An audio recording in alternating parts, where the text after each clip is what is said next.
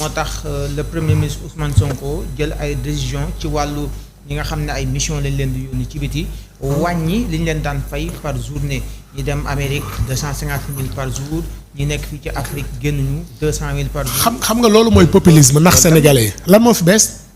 dara beesul nga dara bees ci lool. non parce que amul dafa am décret bu amoon su ma juumul 2017 bi ñu indee au conseil des collectivités territoriales indi conseil économique social il fallait ñu réviser décret bi pour intégrer leen ci. ok mais tey bu fekkee supprimer nga ñaari agence yooyu tu vas encore revisiter le décret génn ñooñu mais lan moo ci bees c'est les mêmes montants à peu près. c'est les mêmes conditions à peu près. c'est la validation de la primature donc lan moo ci yokk c'est-à-dire c'est des gens yoo xam ni dañuy nax sénégalais il faut dans le populisme des actes yoo xam ne existé woon na amoon na ñu jël rafetalaat changer parfois benn virgule ak ñaari point daal ni lu bees la lan moo ci bees. lan moo ci bees. donc li woon rek moom mais gisuma ci lu c'est du populisme parce que en fait xam nga ñoom dafa am benn cible bu ñuy waxal il ne parle pas avec tous les sénégalais dafa am ñu ñuy waxal te la majeure partie ñi ñuy waxal c'est des gens qui ne se sont jamais intéressés dans la gestion d'un État c'est les gens qui n'ont jamais pris le soin lire communiqué conseil des ministres wala benn acte bu jógee ci gouvernement donc ñoom tey ñooñu tey loo leen génneel ci kayit rek dañuy yuuxu utiliser seen satellites yi ci médias yi utiliser seen chroniqueurs yi ñu yuuxu di jéem a naxal xelu sénégalais yooyu ñuy waxal ni leen lu bees la alors que dara beesu ci les dëkk à peu près boo jëlee tey quand on nous parle aujourd'hui des voyages du président mais président bu voyagé wul première classe fan lay voyage heureusement que moom sax am na avion présidentiel. boo jëlee tey li ñuy fay 150 200 250 lan moo ci wàññeeku mais demande interroge les agents yi nga xam ni ils ont l'habitude de voyager. jàppoon ni bu njëkk amoon na benn bambula bu daan am ci wàll wi. mission yi ñu daan génnee da ngay gis koo xam day génn yóbbaale xaalis bu bari jël avion première classe. mais attends tey jii dafa gis da nga gisagul changement fii de gis naa président las assemblée nationale du Sénégal bu jógee Sénégal dem Côte d'Ivoire contribuable Sénégal fayal ko xaalis Sénégal lañ ko fay au lieu mu yem ca mission ba mu profité dem nee na daa rencontrer des militants de Pastef et puis nag am audace publier ko sur sa page Facebook loolu mooy rupture. mais c'est les mêmes pratiques li fi amoon rek lañ continuer j'attends de voir la rupture fii daal la seule rupture qu'il y a mooy que beaucoup de jeunes sénégalais dàq nañ leen fañ doon liggéeyee la seule rupture qu'il y a mooy lépp lu ñu doon bañ démb ñoom tey moom la ñu nanguwaat tey à part ça gisuma fi beneen rupture. gisoo fi beneen non dara nit ñi ñoo changé c'est-à-dire les opprimés d'hier sont devenus aujourd'hui ceux qui sont au pouvoir simplement ça. Et les oppresseurs d'hier sont devenus les opprimés d'aujourd'hui. D'accord. Y a pas de ça. léegi Assemblée nationale waxtu bi ñuy waxee ne amuñu xaalis ñu ne dañuy jëndalaat député yi ay oto bàyyi li nga xam ne mooy indemnisation bi ñu leen doon jox ci wàllu oto est-ce que yow d'accord nga ci. waaw man nag par contre cette mesure je suis pour parce que bi ñu fi dee ñëpp xam nañ ni quand Macky Sall et son régime avaient supprimé cette disposition d'achat des véhicules xamoon nañ li taxoon parce que c'est une assemblée boo xam ne. il y avait à peu près 82 députés de l'opposition tolloo woon ak pouvoir bi. donc pour bañoon a jox li ñu jàppoon moyen politique à l'opposition ñu ne non dañuy supprimer cette mesure mais man je considère qu'un député un minimum c'est que l'État puisse mettre à sa disposition un véhicule pour mu mën di def dox liggéeyam pour mu mën a dem ci askan wi man loolu je pense que on revient simplement à l'orthodoxie parce que nag Sénégal boo jëlee comparer notre pays aux autres pays mais suñu députés ils font partie des moyens bien traités de. Oui. Les députés sénégalais. Oui. Comparé aux autres ils font partie des députés les moyens bien traités donc le fait que ñu dellu si à l'orthodoxie jox leen ay oto. pour man c'est tout à fait normal hein, parce que nag une république aussi. une démocratie. elle a un coût. mais quelqu'un comme Abdou Mbow bu ñu ko déggee mu ne ñii li ñuy def yàq xaalis la jënd ay oto di ko jox ay député te moom ci seen nguur wax nga ko léegi. décision boobu ñu jëloon c'était juste politique moo ko waraloon. naka ngay jàngatee. mais c'est normal il faut qu'il soit cohérent parce que barki démb ñoom ñoo défendroon ni bu député yi am oto mais tey jii boo bëndalee jël oto lan nga bëgg mu def ko. bañ a weddi boppam. loolu laa jàpp de il faut qu'il soit rek montrer benn cohérence par rapport ak discours bi mu teniroon démb. parce que man nag bëgg naa nit sa waxi démb bu ñu ko méngalee ak say jëfi tey mu doon benn. donc man dama gëm ni les députés war nañu mën a am oto pour def seen liggéey convenablement. convenablement situation dëkk bi ñu wax ci wàllu bawas bi c'est Espagne soxla ay nit ñu leen ñëwal ci seen tool Qatar itam même chose ñu gis ne nguur gi fi nekk dañu ne dañ ciy doxal transparence mais après fi mu mujjee mooy image yu Sénégal dafa mel ni lu ci xaw a salté noo jàngatee image yooyu di wër ci réseau social bi ak jeunesse yi ni ñu amee engouement bi.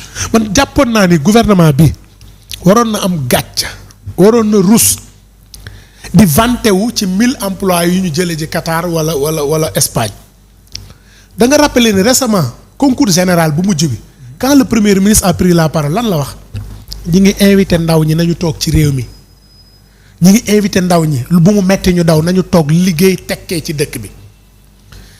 Je ne reviendrai pas sur les discours qu'il a fait avant qu'il soit à cette station de décision.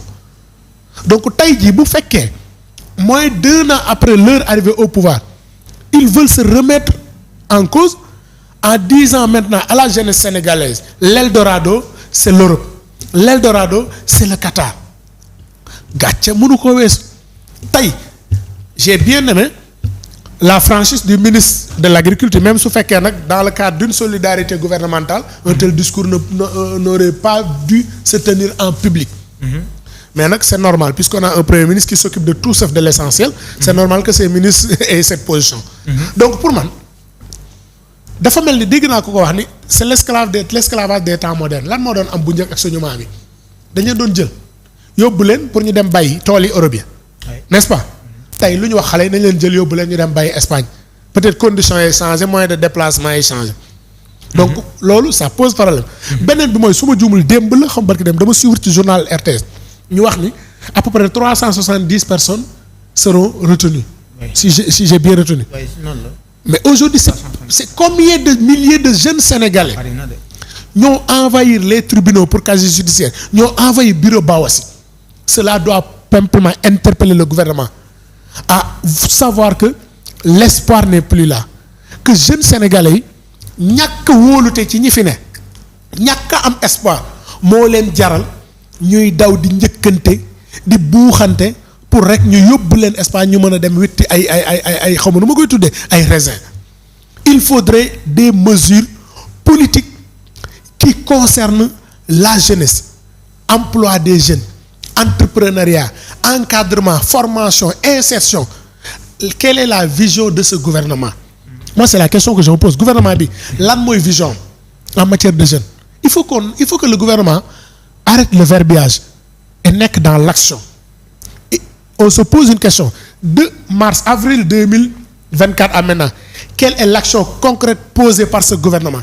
Quelle est la seule réalisation? Comme on dit rek ban réalisation à part wax xas makee fi def waa këram a sàcc ñoo def nangam mais ça suffit il faut agir wala boog seen solution mooy ndaw ñi dajaloo leen yóbbu leen bitim réew. moi je pense que loolu moom gàcce la war a doon ci nguur gi ñu koy vanté wu di ko yuuxu un peu partout lii moom bu ñu koy def waroon nañ ko ruusal rek ba l'opinion internationale les médias internationaux ñëpp di gis goney Sénégal yi di buuxante di mbëkkante rek pour ñu mën leen a yóbbu fa la nga xam ne mooy Espagne ak ay Qatar. Et l'autre chose est-ce qu'ils se sont intéressés parce que cette action aussi on nous dit du lu bees amoon na am na ay jeunes yu ci demoon mais est-ce qu'on a évalué dans le passé ce programme là jeunes yi nga xam ne ñoo ci demoon ban suite lañ am est-ce que évalué nañ concrètement lan lañ apporté Sénégal et deuxièmement est-ce qu'on s'est intéressé sur les conditions ya ñu fay nekk parce que on voit des vidéos qui circulent je sais pas si c'est authentique ou non Qatar Espagne mais ces conditions là ne sont pas très loin de l'esclavage. Est-ce que suñu gouvernement bi tey di vanté wu ça est-ce que dem nañu xool parce que dégg naa le ministre du travail mu ne woy xaw ma lan la migration c'est différent du souverainisme xaw ma am na xam nga ñoom ils aiment trop les termes là. Est-ce qu'ils ont pris le temps de s'interroger ndaw bi ñu jëlee Sénégal yóbbu ko Espagne ci yenn conditions lay liggéey ndaw bi ñu jëlee Sénégal yóbbu ko fële nga xam ni mooy Qatar ci yenn conditions lay liggéey wala dañoo bëgg jël rek ndaw ñu sonal lañ leen rek la leen xëpp ñu sànni leen et si c'est ça on a de quoi s'inquiéter et j'interpelle encore le gouvernement à faire attention sur cette question à s'entourer de toutes les garanties mais au-delà de ça ñu xam ni ce n'est pas ce qui développera ce pays. Déjà beaucoup de jeunes prennent la mer jël gaal dem est-ce que loolu mooy développer réew tey nga ni woo nañ koy légaliser bindu leen déposer leen on vous envoie ngeen dem liggéey à côté de la fuite des cerveaux mooy les meilleurs de nos fils qui sont sortis de nos écoles automatiquement ils sont pris par l'étranger mais bu ñu continuer nii quand est-ce que nous allons développer notre pays le Sénégal.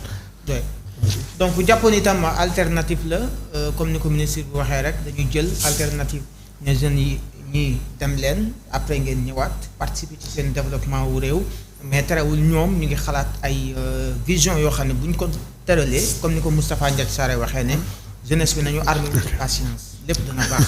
mais xam nga man bu ma déggee ñu naan armé wu de patience xanaa ñoom dañoo fàtte ñoom ñoo ñu waxoon bu ñu faloo 2 mois lépp réglé. man dama leen di fàttali ñoom seeni wax tey on nous parle de patience jusqu'à quand ñàkk patience moo tax ñuy jël ndaw ñi di leen ak te maa ngi déglu léegi su ma jum la secrétaire générale de Synthèse FC authentique Baxaw muy wax ni. Baxaw jo que tey ndaw ñi ñu fa yóbbuwoon ñu ci bari ñëwaatul. oui la plupart ñoom dañuy daw. la plupart dañuy daw. lu moo tax ma ni l'État devrait prendre le temps d'étudier cette question auditer ko xool ñaata sénégalais la ñu yóbbuwoon ñaata ñoo ci réussir. ñaata ñoo ci am jafe-jafe ñaata ñoo ci dellu si bala ngay lancer waat ce programme parce que tey l'image que cela donne c'est simplement nous gouvernement du Sénégal nous avons échoué nous n'avons pas de solution pour vous nous n'avons pas de vision pour vous maintenant ñëw leen on vous envoie ngeen dem Espagne liggéey. mais est-ce qu'il Ablaye Wade sax au moins il avait créé REVA. plan REVA ci. retour vers l'agriculture créé woon na grande offensive pour l'agriculture Goana. mais ñii ban plan lañ fi teg wax rek. wax nag moom mën nga koo def ba jot ci mbir mais mënoo koo continuer di def ba mbir moomu jàkk il faut ñu bàyyi wax ji te liggéey. donc ñu ngi ci entretien du jour ak Bassirou Samb adjoint au maire de Dakar bokk itam ci taxawu Sénégal bu ñu ñëwee itam ci leneen muy discours ethniciste yi nga xam ne mu ngi doon commencé jug ci affaire Farba Ngom ñu tegoon ci loxo Omar Sow tegoon ci loxo Abdou Diallo ñu bari jàpp ne li woon ñi fi nekk tey.